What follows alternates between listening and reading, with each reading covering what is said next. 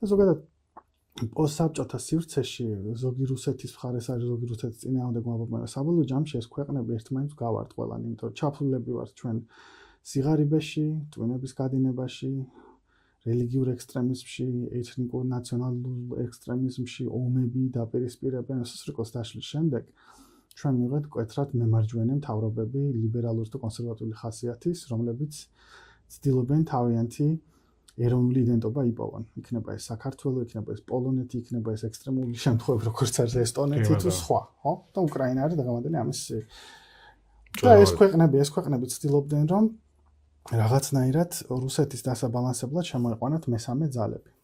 და მათ ეგონათ, რომ მაგალითად ჩვენს გვეგონა, რომ ამერიკას ჩვენ ინტერესებისთვის გამოიყენებით რუსეთის წინააღმდეგ, თუმცა ჩვენ გამოგვიყენა ამერიკის შეერთებულმა შტატებმა მათ ომებში ვიომეთ ერაყში, ავღანეთში, ნატოს კარი ღია არის 35-30 წელია. მაპზე უკეთესი რო ჩამოვიტანეთ, იგი იყო ყველაზე მაგარი. ხო, მე მახსოვს სამხედრო დახმარება სასმელი წყალი რო გამოგზავნეს, არის წარმოდგენა არ აქვს რა ქვეყანა არის ჩვენთან სასმელი წყალი აქ ჭდებოდა 2008 წელს 16 წლის ვიყავ მაშინ.